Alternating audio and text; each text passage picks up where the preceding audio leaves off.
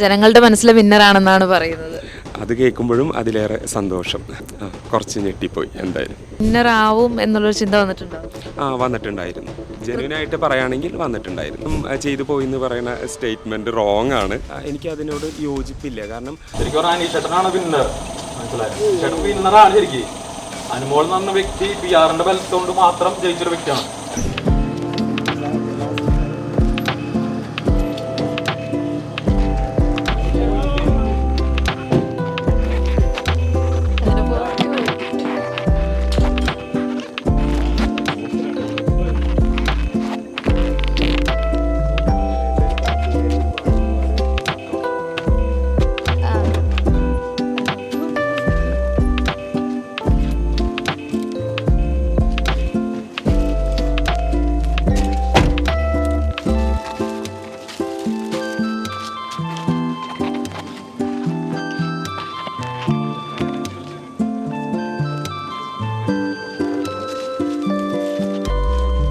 തീർച്ചയായിട്ടും 100 ദിവസം നിൽക്കാൻ പറ്റിയത് വലിയൊരു കാര്യമായിട്ട് കരുതുന്നു. അപ്പോൾ കേരളത്തിലുള്ള ബിഗ് ബോസ് എന്ന് പറയുമ്പോൾ അത്രയും നമുക്ക് വലിയൊരു പ്ലാറ്റ്ഫോമാണ്. ആ പ്ലാറ്റ്ഫോമിലേക്ക് വരാനായിട്ട് സാധിച്ചു. അപ്പോൾ അതിൻ്റെ ഒരു സന്തോഷമുണ്ട്. ലാലേട്ടൻ്റെ കൈ പിടിച്ചുകൊണ്ട് ഗ്രാൻഡ് ഫിനാലെ വേദിയിലേക്ക് എത്താനായിട്ട് സാധിച്ചു. അതിൻ്റെയും സന്തോഷമുണ്ട്. അപ്പോൾ തീർച്ചയായിട്ടും ഇങ്ങനൊരു ഓപ്പർച്യൂണിറ്റി കിട്ടിയതിലും ആ ഒരു വേദിയിലെത്താൻ പറ്റിയതും ഒരു സ്വപ്ന സാക്ഷാത്കാരമായിട്ട് കരുതുന്നു. എനിക്ക് വേണ്ടി വോട്ട് ചെയ്ത എല്ലാ ജനങ്ങളോടും ഹൃദയത്തിൽ നിന്ന് വരുന്ന കൈകൂപ്പി പിടിച്ചുകൊണ്ടുള്ള നന്ദി അറിയിക്കുകയാണ്. പിന്നെ ഒരുപാട് ആളുകളുടെ സ്നേഹം എനിക്ക് കിട്ടുന്നു. അതൊക്കെ അറിയുമ്പോൾ ഒരുപാട് സന്തോഷം. ജനങ്ങളുടെ മനസ്സിലെ വിന്നറാണെന്നാണ് പറയുന്നത്. അത് കേൾക്കുമ്പോഴും അതിലേറെ സന്തോഷം. ക്ഷീണമുണ്ടല്ലേ 2 ദിവസത്തെ? അതെ, തീർച്ചയായിട്ടും. ഇപ്പോഴാണ് വീട്ടിലേക്ക് എത്താൻ പറ്റിയത്. അപ്പോൾ ഇപ്പോൾ 100 ദിവസം കഴിഞ്ഞിട്ടല്ലേ വീട്ടിലേക്ക് വരുന്നത്. അപ്പോൾ അതിൻ്റേതായിട്ടുള്ള ഒരു ക്ഷീണമുണ്ട്. എന്തായാലും നിങ്ങൾ ഇവിടെ വന്ന് കാത്തിക്കുന്നതിൽ അതിയായ സന്തോഷം. വന്നിറങ്ങിയപ്പോൾ കിട്ടിയ സ്വീകരണത്തിൽ ഞെട്ടിപ്പോയോ? കുറച്ച് ഞെട്ടിപ്പോയി. എന്തായാലും പുറത്തുനിന്നുള്ള ആ ഒരു പ്രേക്ഷകരുടെ അല്ലെങ്കിൽ സാധാരണക്കാരുടെ സ്നേഹമൊക്കെ കാണുമ്പോൾ ശരിക്കും ഇത്രയൊക്കെ പ്രതീക്ഷിച്ചിരുന്നു അവിടുന്ന് പോകുമ്പോൾ? ഇല്ല, അങ്ങനെ പ്രതീക്ഷകളൊന്നും ഉണ്ടായിരുന്നില്ല. ഇത്രമാത്രം നമുക്കൊരു ആളുകളുടെ സപ്പോർട്ട് കിട്ടും എന്നുള്ള ഒരിക്കലും അങ്ങനെ ഒരു ചിന്തയേ ഉണ്ടായിരുന്നില്ല. പക്ഷേ നമ്മൾ ഇപ്പോൾ എയർപോർട്ടിലത്തെ സ്വീകരണമൊക്കെ ആയാലും അത് തീർച്ചയായിട്ടും വലിയൊരു സന്തോഷം തരുന്ന, അല്ലെങ്കിൽ നമ്മൾ സ്വപ്നം കാണുന്ന ഒരു ലെവലിലേക്ക് എന്നൊക്കെ പറയില്ലേ, അങ്ങനൊരു നിമിഷം. എപ്പോഴെങ്കിലും മനസ്സിൽ വിന്നറാവും എന്നുള്ളൊരു ചിന്ത വന്നിട്ടുണ്ടോ? വന്നിട്ടുണ്ടായിരുന്നു. ജെന്യൂനായിട്ട് പറയുകയാണെങ്കിൽ വന്നിട്ടുണ്ടായിരുന്നു. കൃത്യമായി ഗൃഹപാഠം ചെയ്ത് പോയ ഒരാളാണല്ലോ.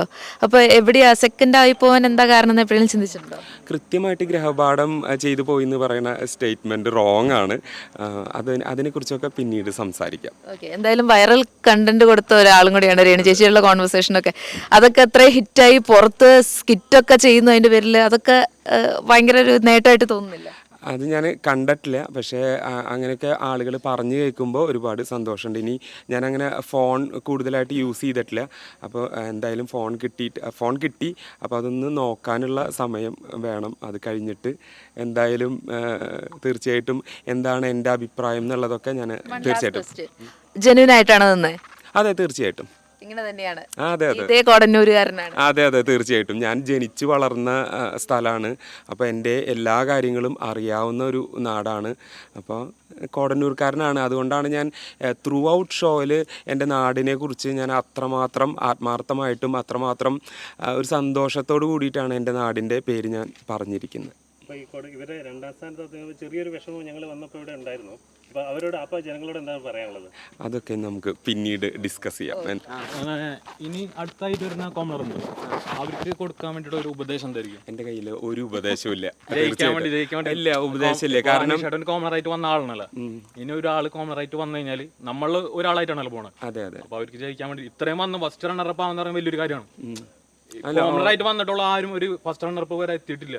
അതിന് മുമ്പ് അത് നമുക്ക് അഡ്വൈസ് കൊടുക്കുക എന്ന് പറയുന്നതിൽ എനിക്ക് അതിനോട് യോജിപ്പില്ല. കാരണം ഓരോരുത്തരെ പോയിട്ട് പലർക്കും പല സാഹചര്യങ്ങളിലൂടെ ആയിരിക്കും കടന്നു പോകേണ്ടി വരുന്നത്. അപ്പം എങ്ങനെയാണോ അവിടുത്തെ സാഹചര്യം അതിനനുസരിച്ച് നിൽക്കാനായിട്ട് ശ്രമിക്കുക, അത്ര മാത്രമേ ഉള്ളൂ. ആദ്യം വന്ന ടൈം എന്ന് പറഞ്ഞാൽ ഭയങ്കര അഗ്രസീവ് ആയിരുന്നു. ഓപ്പൺ ആയിട്ട് കയറി അത് പറയണ ഞാനാണ് ഇവിടുത്തെ വിജയ് എന്ന് പറഞ്ഞിട്ട് അനുമോൾ അങ്ങോട്ട് വരുന്നുണ്ട്. ആരും വരണ്ട, ഞാൻ ഓൾറെഡി വിന്നർ. അപ്പൊ നമുക്ക് കാണുമ്പോൾ അരോഗന്റ് അഹങ്കാരം ഉള്ള സംഭവം. പിന്നെ പതുക്കെ അത് ചിലപ്പോ അതിനുശേഷം കുറച്ച് നാൾ വീടിന്റെ ഉള്ളിൽ അങ്ങനെ ആരും എനിക്ക് മനസ്സിലായി ചിലപ്പോൾ ഡിപ്രഷനിലൂടെ കടന്നു പോയിട്ടുണ്ടാവും. ഞാൻ കടന്നു പോയിട്ടുള്ള ആളാണ്. അപ്പോൾ വീടിന് ഉള്ളിലായിരിക്കാം. അപ്പൊ ആൾക്കാരായിട്ട് സംസാരിക്കാൻ താല്പര്യം ഉണ്ടായിരുന്നില്ല. അപ്പൊ ആരെങ്കിലും സംസാരിക്കാൻ വന്ന താല്പര്യമില്ല. അതുകൊണ്ട് തന്നെ എന്തായി ഇത്ര നാൾ നിൽക്കാൻ പറ്റി ബിഗ് ബോസിൽ. വേറെ ആൾ പറഞ്ഞ ഒരാൾ എന്തെങ്കിലും പറയുന്ന ഒരാൾ വേണം. ആളോട് പറഞ്ഞു കഴിഞ്ഞാൽ പിന്നെ അടുത്തെന്ന് പറഞ്ഞാൽ എന്തെങ്കിലും പ്രശ്നം ഉണ്ടാക്കിയാൽ നമ്മളെ കാര്യം വേറെ ആളോട് പോയത്. അപ്പോൾ വലിയ പ്രശ്നവും ഭയങ്കര പ്രശ്നം. പിന്നെ സംസാരിച്ച അവസാനം അതിനുശേഷം എത്ര ആളായി മാറി. എല്ലാവരും നല്ല ആരും വെറുപ്പിച്ചിട്ടില്ല. ആരിറങ്ങിയ എല്ലാവരും പറഞ്ഞിങ്ങനെ എന്താ അനീഷേട്ടൻ ഏത് മത്സരത്തിൽ അനീഷേട്ടനാണ് ടോപ്പ്. ഒരാളെ വേദനിപ്പിക്കാണ്ട് ഇറങ്ങിയത് അനീഷേട്ടനാണ്. നിങ്ങൾ അക്ബറായാലും നെബിനായാലും ഇപ്പൊ ഇന്റർവ്യൂ കൊടുക്കുന്ന ആരും എല്ലാവരും പറയും അനീഷേട്ടനാണ്. അങ്ങനെ ഒരാളെ പേര് ബിഗ് ബോസിൽ ചരിത്രത്തിൽ പറഞ്ഞിട്ടില്ല. മനസ്സിലായോ? പിന്നെ ഒരാളെ തളർന്ന് എടുക്കും തോളത്ത് തട്ടിയിട്ട്